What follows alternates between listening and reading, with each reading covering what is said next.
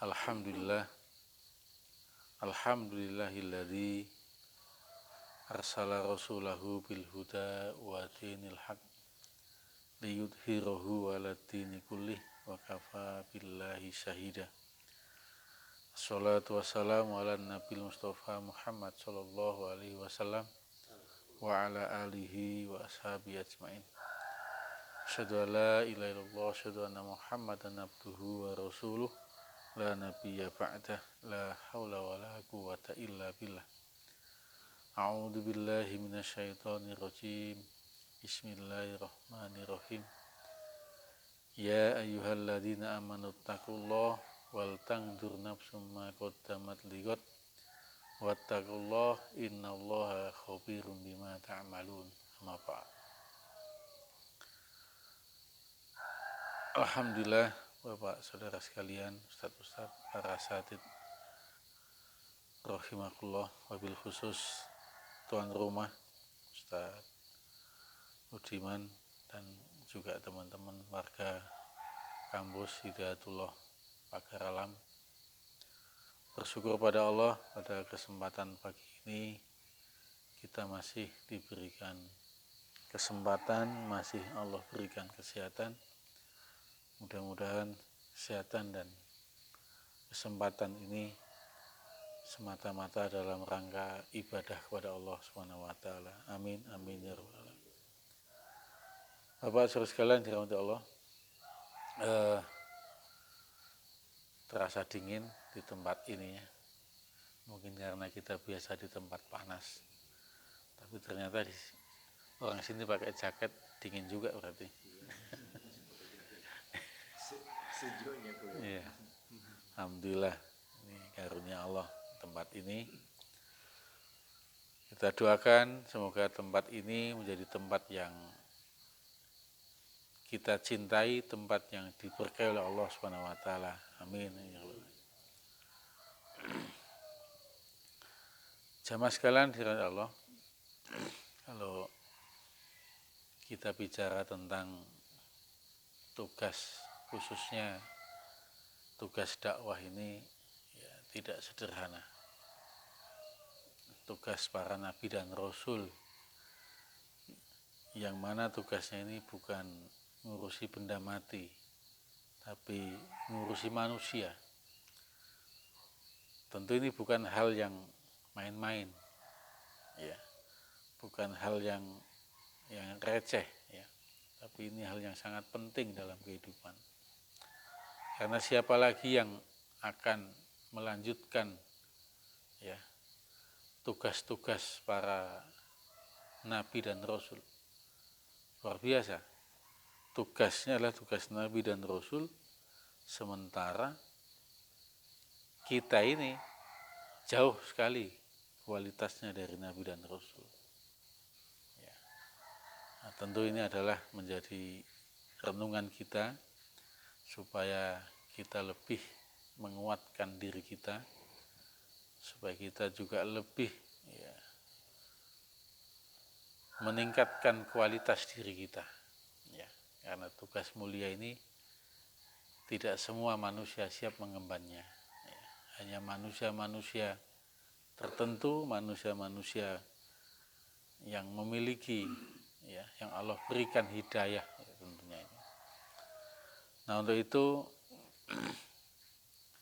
keistiqomahan kita dalam mengemban amanah ini menjadi kunci, ya, menjadi kunci keberhasilan dakwah. Ya. Keistiqomahan kita dalam tugas ini menjadi penentu, ya, menjadi penentu keberhasilan, kesuksesan. Ya, walaupun makna kesuksesan sendiri belum tentu kita merasakannya, tetapi asbab kita melakukan inilah ya, kita menjalankan amanah ini, ya insya Allah ini menjadi amal jariah kita. Nah, maka pada kesempatan kali ini saya ingin menyampaikan beberapa hal ya. Mungkin tidak panjang lebar ini, sekitar, karena kita targetkan jam 8 sudah lanjut ya. Masih dalam perjalanan ke Pagar Alam langsung ke Empat Lawang ya. Jadi beberapa hal ini terkait dengan istiqomah kita, supaya kita ini bisa istiqomah. Jadi kalau kita lihat dari segi kalimat, istiqomah itu adalah lempeng, lurus, teguh pendirian, itu istiqomah. Makanya Nabi pernah bersabda, kul amantu billah summastaqim. Katakanlah aku beriman kepada Allah, summastaqim. Kemudian tetap pada keimanan itu. Jadi tetapnya itulah, itu istiqomah. Ya. Kalau ada air yang menetes, ya, tidak berhenti, itulah istiqomah. Terus gitu. Jadi walaupun air yang lembek, yang lembut, ya, air itu sifatnya bukan benda keras, bukan benda padat, tapi benda cair ya, air. Tapi karena terus istiqomah dia menetes, yang kena batu yang sangat keras itu, ternyata batu itu sendiri bisa menjadi lubang itu, kena tetesan air yang istiqomah tadi itu. Itu dahsyatnya Pak istiqomah.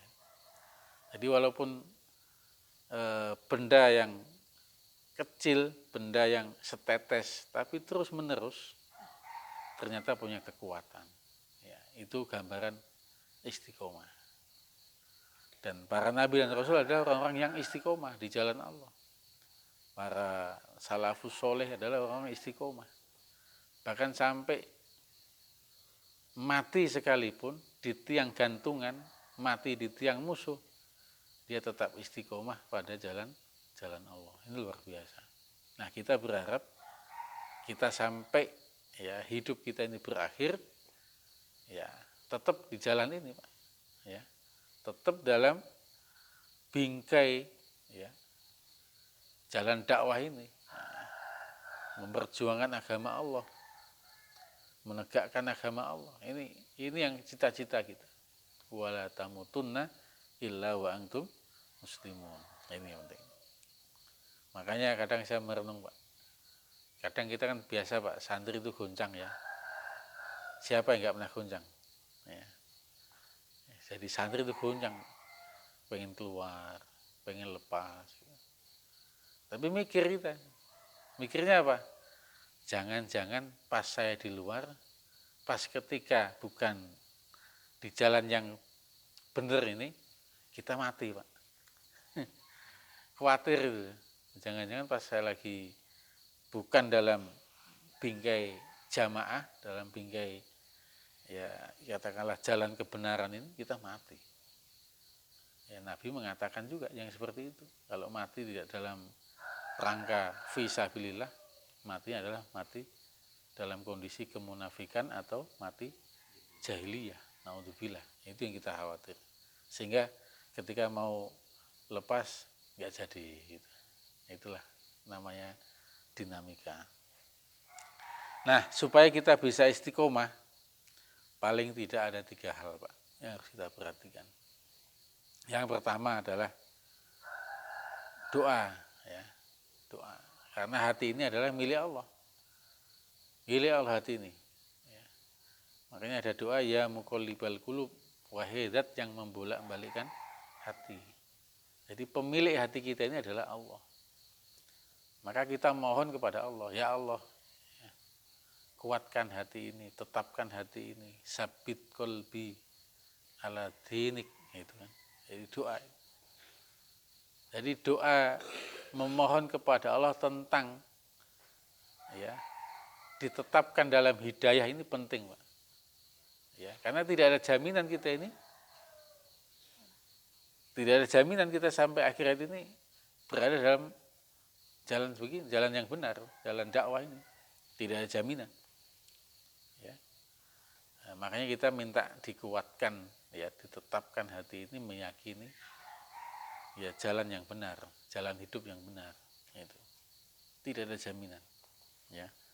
Jadi penting sekali memohon atau berdoa kepada Allah supaya hati ini ya tetap ke sana. Apalagi sifat hati, sifat keimanan itu ya muqallib, ya, berbolak-balik. Ya. Dan ini manusia begitu memang. Manusia punya, Allah berikan yang namanya fujur dan takwa. Fujur wa takwa itu memang begitu. Kadang senang ibadah, kadang sebaliknya, begitu. Kadang semangat kita, kadang tidak. Nah, maka kita berdoa kepada Allah supaya hati ini senang, ya, tetap dalam keimanan, mati dalam keimanan, mati dalam ketaatan. Ya, itu doa, Pak.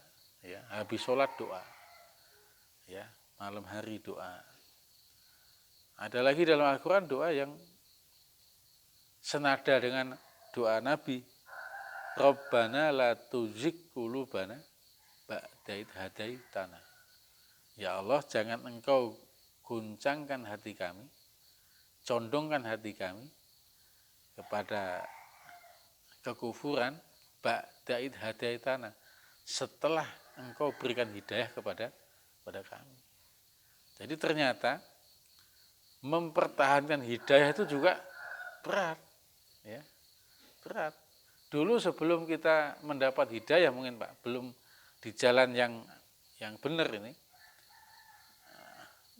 mungkin ya biasa saja melakukan itu ya biasa. Tapi setelah kita berada dalam komunitas, dalam tempat yang baik itu, ternyata dorongan itu masih ada, Pak, dan bisa lebih besar godaannya. Ya lebih besar. Ya. Ya. Banyaklah pengalaman yang begitu, Pak. Setelah kita berada dalam jalan yang benar ini, godaannya jauh lebih besar daripada dulu sebelum kita berada dalam barisan ini. Nah, makanya ba'da idh hadaitana itu setelah kita menyadari kebenaran itu, menyadari hidayah itu. Ya. Kalau kita sudah berada dalam barisan ini, kok kayaknya yang dulu nggak ada jadi ada, Pak. Dulu godaan itu nggak ada dulu. Tapi pas kita berada dalam barisan ini, kok ada godaan itu. Iya. Contoh kita, ya, pengalaman saya contoh anak muda dulu lah. Kita dulu sebelum masuk Hidayatullah itu nggak banyak aturan. Cewek-cewek itu anak muda kan, nggak ada yang godain kita. Ya. Mungkin kita nggak ada modal, tampang pas-pasan kan. Tapi pas kita masuk Hidayatullah ini, kok kayaknya lebih menarik, banyak yang deketi kita. Wah, ini godaan juga ini, Pak. Ya, kok nggak dulu kita sebelum ini, ya, ba'da idh hadaitana tuh begitu. Ya. Dulu nggak ada peluang pengen jadi anggota dewan, Pak, karena masanya nggak ada. Tapi pas sudah dapat tugas ini, kok kayaknya punya masa ini ya. Nah, lumayan juga ini kalau nyalek ini. Itu godaan juga, Pak. Ya, godaan juga lumayan ini kayaknya kalau saya pengajian banyak masanya ini. Bolehlah tahun depan ini nyalek ini. Nah, itu godaan juga. Pas nyalek nggak jadi, Pak. Sudah dipamang di mana-mana fotonya, nggak ada yang milih. Ya kemana selama ini yang ikut pengajian itu? Nah, itu godaan itu. Dibuat setan. Nah, makanya lebih hati-hati gitu. Jangan, tetap fokus ya di cita-cita itu, cita-cita dakwah. Jadi yang pertama doa, ya, doa, ya Allah, memang luar biasa, ya, guncangan itu luar biasa. Apalagi ditambah lagi dengan persoalan-persoalan hidup, Pak. Ya, ada teman-teman itu yang begini. Dulu ketika belum berada dalam barisan dakwah ini mungkin hidupnya sejahtera, dia kerja ini gitu. Kemudian tersentuh oleh dakwah, dia ingin bergabung sehingga meninggalkan ya dunia lamanya ya, karena yakin Allah menjanjikan. Setelah bergabung Pak, ternyata susah hidupnya, pendapatannya menurun, kemudian ya berubahlah hidupnya. Wah kok kayaknya begini ya, akhirnya balik lagi Pak. Itu banyak, tapi ada teman-teman yang memang sudah meninggalkan total, itu saya rasakan. Saya kan ada teman-teman yang kerjanya, mohon maaf, kerjanya itu di perusahaan-perusahaan yang tanda petik mungkin masih subhat bahkan haram ya. Nah, ada yang dia tinggalkan total memang sampai dia mati. Tapi tidak sedikit yang setelah dia tinggalkan karena masuk ke dalam kelompok teman-teman ya dalam jamaah itu goncang dia, nggak kuat, balik lagi dia. Nah, ini yang kita. Nah itu banyak Pak, Masya Allah ya. Makanya kita mohon ditetapkan hati ini ya, dalam jalan dakwah, jalan kebenaran. Ini yang pertama. Ya doa. Jadi doa ini penting Pak. Maka jangan sia-siakan, apalagi doa tengah malam. Ya, doa di tempat-tempat yang mustajab. Ya, jadi doa itu ada tempat dan waktu yang ideal. Walaupun kapan saja di mana saja bisa doa, tapi ada hadis Nabi mengatakan tempat yang ideal, waktu yang ideal. Tempat yang ideal di mana ya? Salah satunya di Al-Haramain, ya, itu berlipat-lipat, atau di rumah Allah, masjid, ya, tempat-tempat yang Allah nyatakan atau Rasulullah nyatakan tempat-tempat yang baik. Waktu ya, yang ideal ya tengah malam, ya mulai ya antara adzan dan iqomah ya. Makanya antara adzan dan iqomah itu banyak doa Pak. Jangan malah buka HP, jangan ya. Nunggu komat itu doa, banyak doa. Antara maghrib sampai isya itu juga bagus itu doa ya. Ini. Jadi bahkan ada sebuah statement ad-du'a'u silahul mu'min, doa itu senjatanya orang beriman, doa. Kemudian yang kedua, supaya kita bisa istiqomah adalah melakukan amal-amal yang itu continue, rutin, ya, terus menerus ya. Karena ada sahabat bertanya kepada Rasulullah, ayu amali afdol, amal apa yang utama ya Rasulullah?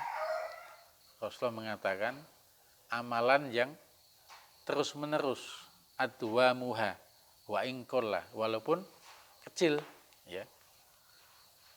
Ini perlu dibiasakan Pak, hal-hal yang kecil, yang ringan, yang mungkin kita bisa melakukannya, tapi terus menerus, ya, tidak kumat-kumatan.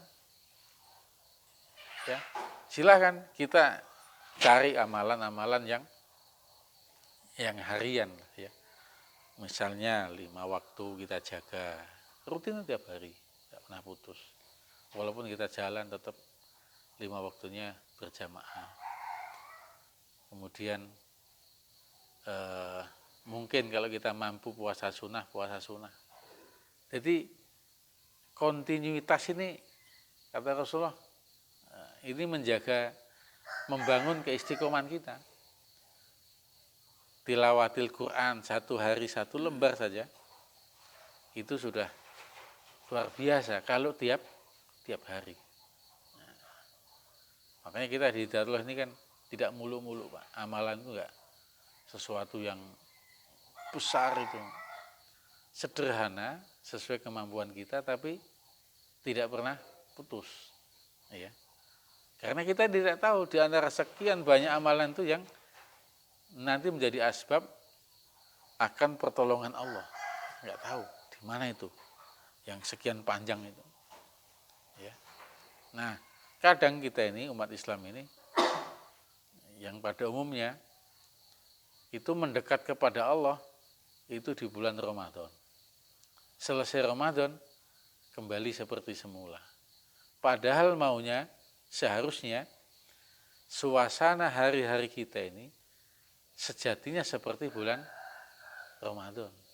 Makanya kita di Hidayatullah di pesantren itu Pak, tidak ada beda antara Ramadan dan bukan Ramadan, sama saja. Ya mulai ya 5 waktu itu udah enggak jauh beda. Malah justru di bulan Ramadan semakin meningkat. Nah, ini harus dijaga. Jadi amalan ini Pak yang harus dilatih untuk ya terus menerus gitu ya. Apa saja amalan-amalan baik yang harus kita langgengkan ya terus menerus. Kalau bisa menjaga 5 waktu saja dengan tepat waktu berjamaah, masya Allah sudah luar biasa itu ya, luar biasa Pak. Dan kita di kampus-kampus itu ya, itu sudah menjadi iramanya ini.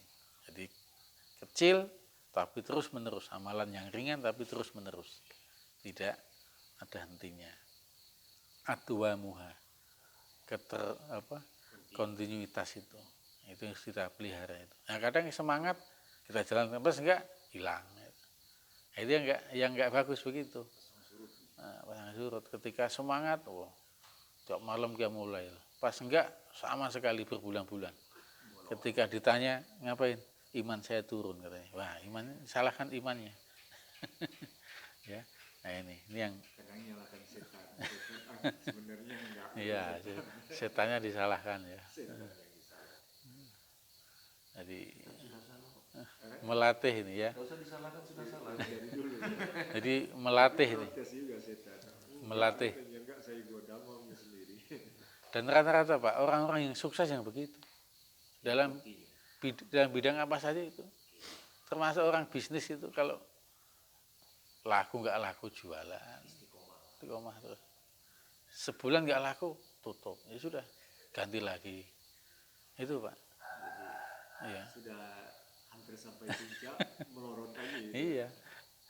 Saya pernah ikut seminar Pak Burdi Chandra, ownernya Primagama itu. Judulnya seminar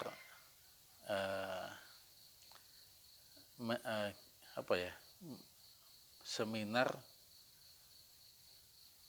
menjadi gila apa namanya? Gila pengusaha gila, menjadi pengusaha gila. Tanda petik itu beliau cerita itu ya, termasuk itu tadi konsistensi itu ya. Jadi beliau cerita itu ada pengusaha pedagang bakso ya, di Jogja itu nggak laku-laku Pak, tapi terus dia tiap hari dorong gerobaknya itu ya, terakhir dia punya, karena dia namanya kegigihan tadi itu, gimana caranya ya, dia tulisi gerobaknya itu ketika keliling itu nggak bawa barang dagangan Pak, tapi ditulisi sudah habis gitu. Keliling dia keliling, jadi orang lihat habis ya, memang nggak bawa barang. Sudah habis katanya. Baru besoknya baru orang berarti kayaknya enak nih, tiap lewat sini habis terus katanya.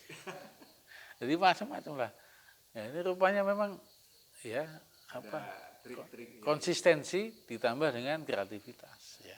Nah ini jadi dalam urusan dunia saja ini sangat diperlukan, apalagi dalam mencapai ya ridho Allah ya. Artinya kontinuitas ini luar biasa ya. Ngajar Pak itu kalau nggak ada daya konsistensi itu juga nggak membentuk karakter ya. Masuk sebentar keluar lagi, masuk lihat jam keluar lagi ya, nggak ada ini konsistensi ya. Tapi kalau dari segi waktu konsisten terus, materi konsisten, itu membentuk. ya. Nah, termasuk amalan-amalan tadi. Kalau kita ini konsisten dengan amalan-amalan itu insya Allah. Itu saya rasakan Pak. Saya rasakan betul. Dan saya terinspirasi Ustadz kita yang di Surabaya, yang di Gunung Tembak itu melahirkan kader itu Pak. Itu memang ya konsistensi itu. Tiap subuh itu terus gitu. Saya masih ingat di Surabaya itu dulu. Ustadz Abdurrahman itu tiap subuh. Saya itu masih ingat, saya itu ikut ya karena masih usia-usia itu ya. Ya ikut saya cuma nggak tahu materinya itu paham apa enggak, pokoknya ikut aja, entah ngantuk apa. Tapi tiap subuh kajian subuh itu. Dan itulah kadernya Pak yang menyebar Jawa, Bali dan Nusa Tenggara. Tiap subuh briefing 1 ayat 2 ayat itu. Tidak pernah putus itu. Selama saya rasakan tidak pernah putus. Full pokoknya tiap subuh. Mulai habis subuh sampai ya jam-jam segini. Pokoknya terus. Ini. Jadi apa saja tugas-tugas kalau itu kita continue terus. Insya Allah. Nah, di sini misalnya ada santri berapa? 60 ya. Udah terus itu. Jangan putus. Ini terus mencari, terus membina, digembleng terus ya insya Allah itu ada hasilnya. Tapi kalau kita setengah-setengah ya tidak konsisten ya harapannya kecil ya. Nah jadi ini untuk istiqomah kita supaya kita bisa istiqomah. Kemudian yang terakhir dalam rangka untuk mencapai supaya kita bisa istiqomah, pentingnya jamaah. Nah, ini jamaah ini Pak penting. Jadi dalam jamaah itu ada imam, ada pemimpin, ada pembina, ada pengarah. Jadi ketika kita melenceng itu akan ditegur, akan diingatkan. Ini pentingnya sistem jamaah kepemimpinan ini. Karena kalau kita tidak dalam bingkai kepemimpinan, tidak dalam berada dalam keadaan terpimpin, kita cenderung liar, lepas ya, lepas kita, nggak ada kendali ya, nggak ada kendali ya. Makanya dalam kehidupan ini kita perlu ada orang-orang yang memang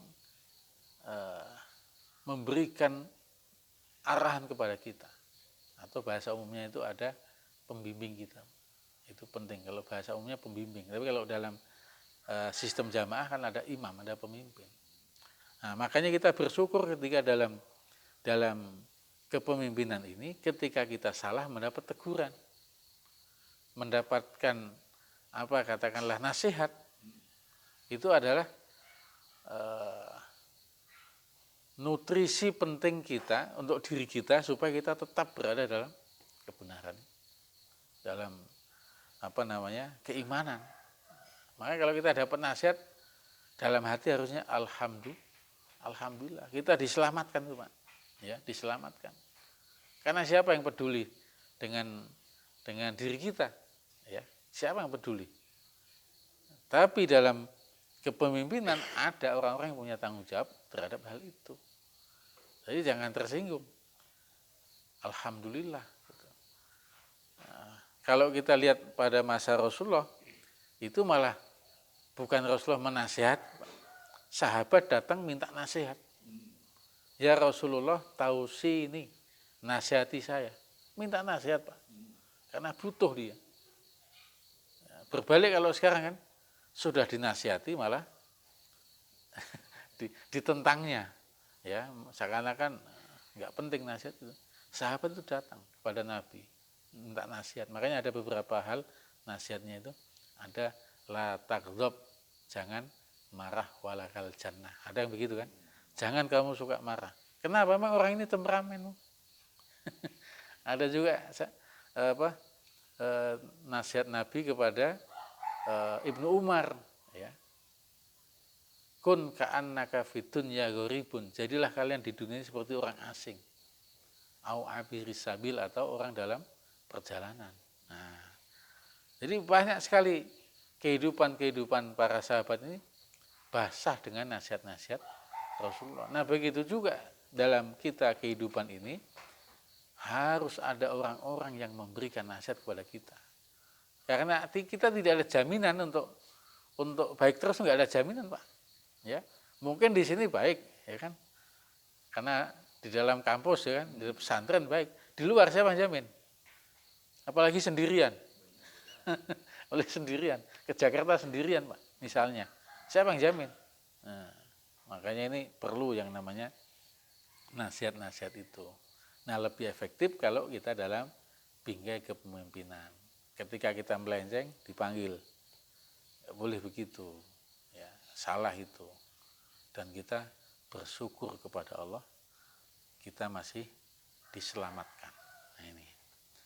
Nah, untuk itu, Bapak-Ibu sekalian, mudah-mudahan kita bisa melatih diri kita untuk seperti itu, sehingga kita dalam kehidupan ini yang tidak lama ini, kita bisa istiqomah dalam keimanan, istiqomah dalam ketaatan, istiqomah dalam kepemimpinan, ya, insya Allah. Jadi itu mungkin pembahasan kita pada pagi ini. Mudah-mudahan bermanfaat dan semoga kita terus semangat dan istiqomah dalam menjalankan tugas ini, insya Allah. Amin, amin, ya rabbal alamin. Demikian. Hadanallah wa iyyakum ajmain. Wassalamualaikum warahmatullahi wabarakatuh.